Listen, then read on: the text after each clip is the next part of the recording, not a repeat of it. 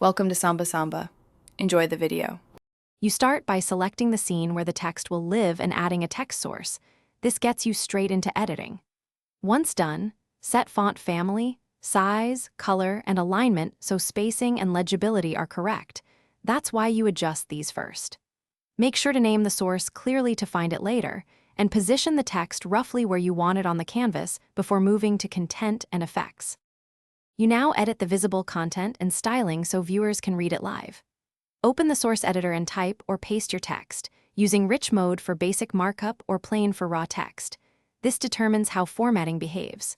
Then tweak stroke, shadow, background opacity, and padding to ensure contrast against moving footage.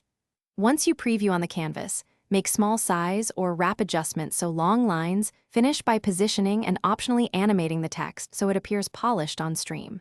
Use transform handles or numeric X/Y anchors to place and lock the element, and add simple fade or slide transitions for clean entrances and exits.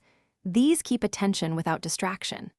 If the text doesn't show, check visibility toggles, layer order, and that the font is installed.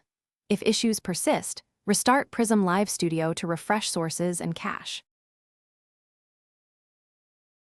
Thanks for watching. Consider subscribing if we helped you.